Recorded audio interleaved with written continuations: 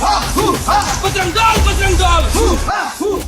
संविधान का अनुच्छेद 25 हर भारतीय को अपने धर्म का पालन करने और उसे मानने का अधिकार देता है। लेकिन जब बार बार धर्म और त्योहारों को लेकर टकराव, रोक टोक और हिंसा की तस्वीरें सामने आती हैं, तो ये साफ हो जाता है कि संविधान में दर्ज ये अधिकार कागजों में तो मौजूद है, लेकिन जमीनी हकीकत में उसे बार बार चुनौती दी जा रही है। ऐसे हालात ये सवाल खड़े करते हैं कि क्या हर नागरिक वाकई बिना डर के अपने त्योहारों को मना पा रहा है, या फिर संवैधानिक अधिकार धीरे धीरे केवल एक औपचारिक वाक्य बनते जा रहे हैं। 25 दिसंबर जहां हर तरफ लोग क्रिसमस मना रहे थे, वहीं देश के कई हिस्सों में क्रिश्चियन कम्युनिटी पर हिंसा और विरोध की तस्वीरें सामने आईं।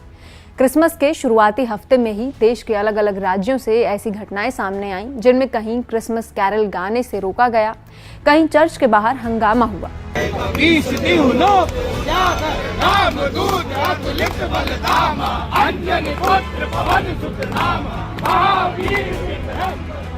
तो कहीं धार्मिक कार्यक्रमों को दबाव में रद्द करना पड़ा।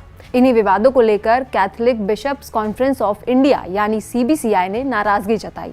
उनका कहना है कि क्रिसमस जैसे शांति और खुशी के त्योहार के समय अगर लोगों पर हमला हो, उन्हें डराया जाए या उनकी धार्मिक गतिविधियों में रुकावट डाली जाए, तो ये सीधे तौर पर संविधान में दिए गए धर्म की आज़ादी के अधिकार को कमजोर करता है। CBCI के इस प्रतिक्रिया के पीछे की पूरी कहानी क्या है और देश के अलग अलग हिस्सों से आई वो तस्वीरें क्या हकीकत बयां करती हैं, आपको दिखाएंगे इस वीडियो में। मेरा नाम है खुशबू और आप देख रहे हैं जिस्ट। CBCI ने खासतौर पर मध्य प्रदेश के जबलपुर की एक घटना पर सवाल उठाए। पहले आप जबलपुर का ये वीडियो देखिए।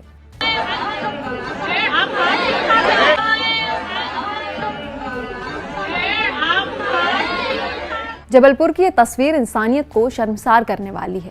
एक विजुअली इम्पेयर्ड ईसाई महिला क्रिसमस कार्यक्रम में मौजूद थी। तभी बीजेपी लीडर अंजू भार्गव, जो डिस्ट्रिक्ट वाइस प्रेसिडेंट है, वो उसके पास आती हैं।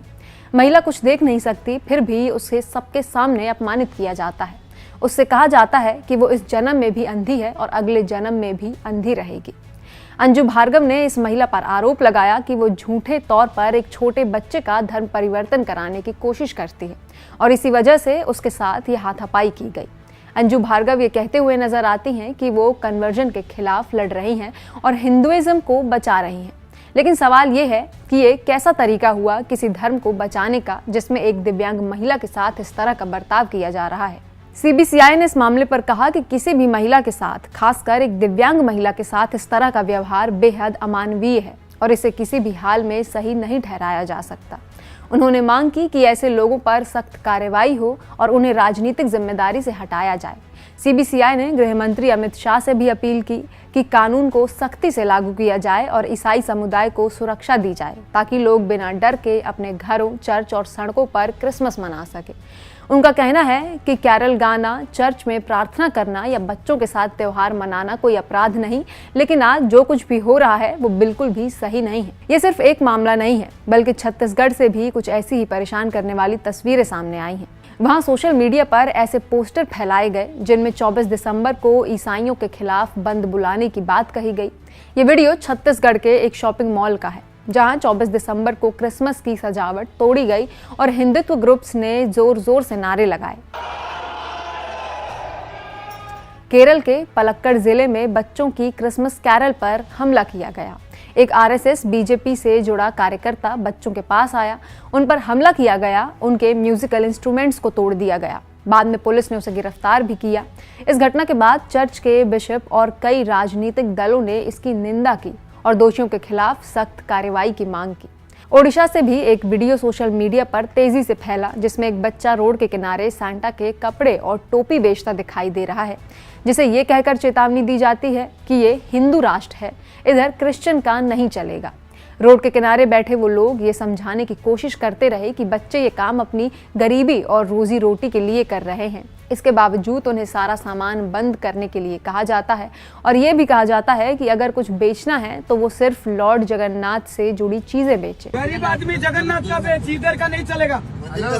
आखिर में वो शख्स कहता है, अरे ये नहीं बेच सकते आप, ये जगन्नाथ देश है, जगन्नाथ चलेगा, ये सब नहीं चलेगा इधर। किसको तुरंत भर्ती करो, भागो। दूसरी तरफ उत्तराखंड के हरिद्वार में भी क्रिसमस से जुड़े कार्यक्रमों को लेकर दबाव देखा गया। गंगा के किनारे स्थित एक होटल ने क्रिसमस के कार्यक्रमों का प्रचार किया था, लेकिन कुछ धार्मिक संगठनों ने इसका विरोध किया और कहा कि ऐसे आयोजन नहीं होने चाहिए। विरोध और धमकी के बाद होटल को अपने सारे कार्यक्रम रद्द करने पड़े। कई जगहों पर सांता के आउटफिट्स तक जलाए गए। कुछ ऐसी ही तोड़फोड़ इंदौर के मॉल में भी की गई। क्रिसमस ट्री को पैरों से तोड़ा गया और साथ ही भीड़ ने जय श्री राम के नारे लगाए। कुछ लोगों ने दुकानों को भी नहीं छोड़ा। असम के नलबारी में हिंदुत्व ग्रुप्स के सदस्य सीधे मार्केट में घुस गए और क्रिसमस के लिए लगाए गए टेम्पररी स्टॉल्स और क्रिसमस आइटम जब्त कर लिए। उन्होंने दुकानदारों को चेतावनी भी दी कि वो क्रिसमस की चीजें ना बेचें। दूसरी तरफ हंगामा केरल में हुआ।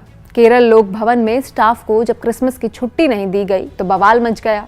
जी हाँ, स्टाफ से कहा गया कि 25 दिसंबर को उन्हें गुड गवर्नेंस डे के कार्यक्रम में जरूर आना होगा, जो पूर्व प्रधानमंत्री अटल बिहारी वाजपेयी की जयंती के तौर पर मनाया जाता है।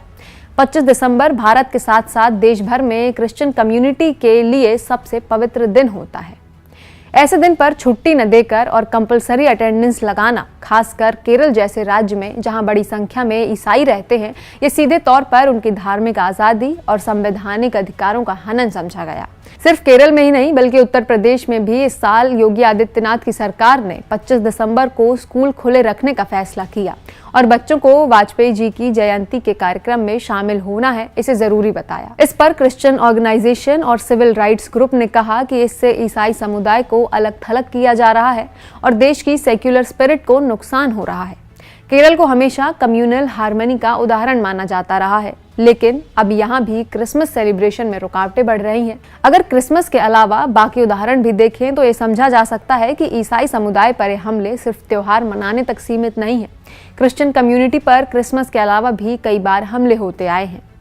इवेंजलिकल फेलोशिप ऑफ इंडिया की 2024 की रिपोर्ट के मुताबिक भारत में क्रिश्चियंस के खिलाफ हिंसा की घटनाएं 2023 में 601 से बढ़कर 2024 में 830 हो गई। इसमें मारपीट, चर्च पर हमला, प्रेयर मीटिंग्स तोड़ना, सामाजिक बहिष्कार और एंटी कन्वर्जन लॉज का गलत इस्तेमाल शामिल है। इसके सबसे ज्यादा मामले उत्तर प्रदेश, फिर छत्तीसगढ़, राजस्थान, पंजाब और हरियाणा से सामने आए हैं। हिंसा ऐसी जो व्यक्तिगत स्तर तक पहुंच गई है। इसी साल अगस्त में एक मामला सामने आया जिसमें ओडिशा के बालासोर में प्रीस्ट्स और नन पर हमला हुआ और उन पर बिना सबूत फोर्स्ड कन्वर्जन का आरोप लगाया गया।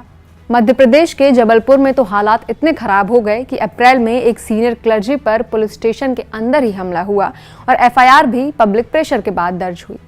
छत्तीसगढ़ में कई बार नन्स और पास्टर्स को रेलवे स्टेशन पर ट्रैफिकिंग या कन्वर्जन के आरोप में रोका गया, जबकि ज्यादातर मामलों में कोई सबूत नहीं मिला। चर्च भी अब सेफ नहीं रहे। धमतारी, छत्तीसगढ़ में संडे प्रेयर के दौरान एक्सट्रीमिस्ट ने चर्च में घुसकर तोड़फोड़ की, बाइबल जलाई, लोगों को मारा और जय श्री राम के नारे लगाए। इस सब के पीछे एंटी कन्वर्जन लॉज की बड़ी भूमिका है। ये कानून मूल रूप से बनाए गए थे ताकि किसी को जबरदस्ती अपने धर्म बदलने यानी फोर्स्ड कन्वर्जन से रोका जा सके। मतलब अगर कोई व्यक्ति किसी को मजबूरी में धर्म बदलने के लिए कहे या दबाव डाले तो उस पर कार्रवाई हो। कई राज्यों ने इन्हें फ्रीडम ऑफ रिलीजन एक्ट या prohibition of unlawful conversion of religion act के नाम से बनाया है। लेकिन आज ये कहना गलत नहीं होगा कि इन कानूनों का गलत इस्तेमाल हो रहा है।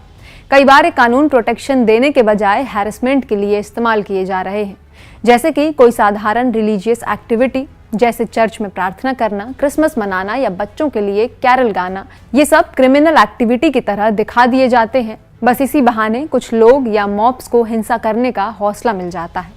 लेकिन हम ये जान लें कि अगर किसी का धर्म परिवर्तन जबरदस्ती किया जाता है तो हमारे संविधान में कानून है और उसकी सजा भी है।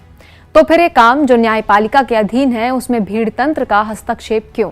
न्याय करने की जिम्मेदारी अपने हाथ में लेने वाले ये लोग कौन हैं जो खुद को धर्म का रक्षक बताते हैं और हिंसा करते हैं?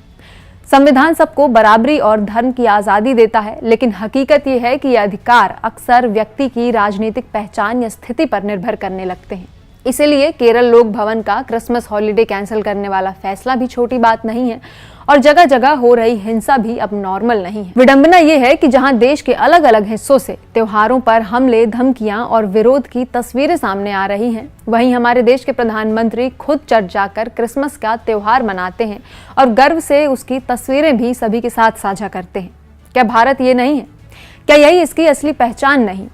विविधता में एकता, हर धर्म और संस्कृति का सम्मान और हर त्योहार पर गर्व। ऐसे में सवाल उठता है कि ये लोग कौन हैं जो देश की परंपरा और पहचान के खिलाफ जाकर हर त्योहार की खुशियों को रोकने और डर फैलाने जैसी हरकतें कर रहे हैं, और किस अधिकार से ये फैसला लेते हैं कि कौन सा त्योहार यहाँ मनाया जाना चाहिए और कौन सा नहीं। कोएग्जिस्टेंस जिस देश की नींव हो, वहां किसी एक पहचान को ऊपर रखकर बाकी को चुप कराने की कोशिश न सिर्फ असंवैधानिक है बल्कि भारत की पहचान के भी खिलाफ है। अगर किसी भी समुदाय को यह महसूस हो कि वो सुरक्षित नहीं है या उसे अपने त्योहार मनाने से रोका जा रहा है, तो यह हमारी सामाजिक एकता के लिए अच्छा संकेत तो बिल्कुल भी नहीं है। इस ट्रेंड को रोकने के लिए सिर्फ बयानबाजी काफी नहीं होगी। ऐसी घटनाओं को रोकने के लिए निष्पक्ष कार्रवाई और सख्त पुलिस एक्शन की जरूरत है। आप इस मामले पर क्या राय रखते हैं, हमें कमेंट सेक्शन में जरूर बताइएगा।